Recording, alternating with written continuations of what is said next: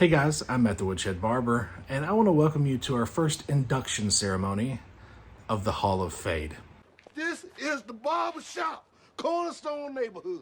So in my first inductee into the Hall of Fame, we've got a underknown, underappreciated legend in barbering. Now, you may have seen versions of it lately, and I got one of the versions of it right here, but I am talking about the original, and that is the Oster Progenic Model 10. Now, first detachable blade clipper to be inducted because it did predate the Oster 76. The Model 10, now I've got the updated special edition version that whenever Oster brought it back right here. I have taken off the cord just for display purposes. But this clipper, to me, is still out of the old guard. I don't know why they took things away from it to make the 76. Now this right here is not that clipper. This right here is the special edition Model 10 that came out, I think it was 2013, whenever they re-released it. They only made 5,000 of these, and I was lucky enough to get number 4,646. So very grateful of being able to do that. For being of its time, it is an amazing tool. It was smaller in size than the original 76. Of course, this one right here predated it.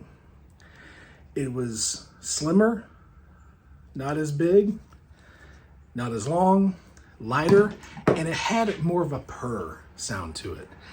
Amazing tool. Now, I did get a chance to actually cut with an original Model 10. The first barber I worked for, Russell, he had one. To me, where Oster messed up is that they came out with this tool right at the beginning of the cordless revolution. Like right whenever everything was starting to take off. Wall that year, I think that was the year that they came out with the Magic Clips, the Sterling Cordless 4, the Designer, and of course 2 years after that they came out with the Cordless Senior. But this one, if they would have came out with this tool, same classic design, maybe make it a little bit smaller, a little tighter, but classic design, same plate and everything, but made it cordless, I'd probably be a little bit more on Team Oster now. But 11 years later, they didn't do that. So, is what it is. But for my first inductee into the Hall of Fame, I've got to give it to the Oster Progenic Model 10. Congratulations, Oster. You're in the first class. Next up, and this may be no surprise to you guys, one of the ones that started it all, and it's going to go to the corded Andis Master. Now, once again, I've got the cord. I've got my old black edition with the chrome lid. I always loved the corded Master. For one thing, the sound. The moment you click it on, man, you just hear that power hit. And most times, often than not, it would trip the breaker on my blow dryer because it drew that much energy, that much power. Quiet running, super solid. Now, Andis was not the first to bring in the clicks, but they were the first to do the indents on the taper lever. And so that changed the game in that factor. I don't think that we would have got the clicks if it wasn't for the fact that they did that first. Then you get the introduction of the Master Blade with this clipper. I mean, it was a legendary, and still is a legendary tool. Now, has the cordless Master lived up to the legend of the corded one? In my opinion, no. This is a thing of its time. It is a tool of its time, and it belongs in its own category, its own world. I think that, in my opinion, as you guys saw in my Master video, they should have made it more so an updated version, kind of like with what Wall did to the Senior, an updated Master. But regardless, this one right here, the OG, is definitely in the Hall of Fame. For our next inductee into the Hall of Fame, we've got a legendary, game-changing trimmer, and that has got to be the corded T-outliner from Andis. Now, granted, at first it wasn't a T-outliner. It was just a liner. It had the square blade. The T blade didn't come until later. But let me just bring up what Andis introduced into the barbering world. A trimmer with a zero gappable blade, They were the first to allow zero gap blades. They were the first to introduce T-blades into the world of trimming. They were the first, it was the first tool that was ever over-hacked, meaning that, you know, we did stuff like, you know, put different blades on it. We did stuff like skeletonize it, make air vents for it. Once again, it was a magnetic motor trimmer, and super quiet, super strong, super powerful.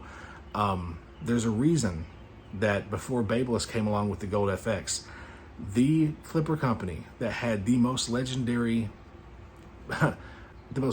squad of trimmers was Andis. And so without this thing right here, you don't get a lot of the other trimmers that we get today. This right here was the trailblazer, was the birth of modern day barbering for tools. So got to give it to the T outliner.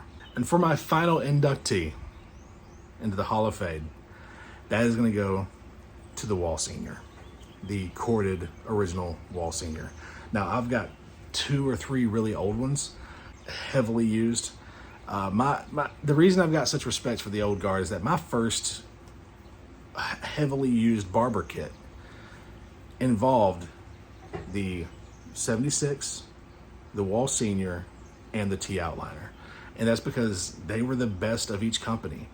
Andis was known for their trimmers. Wall was known for the Senior and their adjustable tools, and of course their guards. And Oster was notorious for their detachable blades. So by doing it this way, like, I had the best of each company's powerhouse. And the Senior was, for one thing, now granted, the Adjust-A-Lock blade, kind of an old thing, but what it did allow is that whenever your blade would dull fast, quick change in between. Of its time, they had a quick change adjustable blade to where you could take off the cutting blade, put a new one on, slap the original on, and the adjustment wasn't a hard thing because it was a triple screw system. Pretty much the 2 side screws you would adjust to where your likings is, lock them down, and then you would take off the blade with the center screw, and it would just come off, and the new blade would align perfectly right where it was. I don't know if that would be feasible in today's world, but it'd be interesting to see it come back. But the Adjust-O-Lock is what they called it. Very, very of its time. You know, it's Adjust-O-Lock. I don't know. But great tool, great arm. I probably used the Wall Senior, I would say, from about a year out of barber school until about year 7 or 8. And then I switched to the Master. And I had a lot of good years with these, but I do prefer the Master over this one as far as the corded ones go. They brought in that metal housing with a plastic lid, which made it a whole lot lighter. Not a whole lot lighter, which made it lighter than the Master. Now, to me, you can put them on par with each other. The Senior and the Master were neck and neck. But I did use the Senior earlier on in my career for a little longer before I went to the Master. So, I mean, gotta get it up for the original Wall Senior, guys. It is a legend in barbering. Now, guys, you may be wondering, why am I talking about all this? I think one of the most interesting things about our job is that we do have a very rich history. And I love the history of barbering, almost as much as I love barbering itself. So don't be surprised if you see random videos like this in the future talking about old tools, maybe old methods, old haircuts. Well, guys, I hope you enjoyed this video. I hope that it brings a lot of memories back with these clippers if you did use them. If not, maybe it teaches some of you young dudes about, hey, what barbering was like before the past 10 years. Because it went through a long time of almost zero change.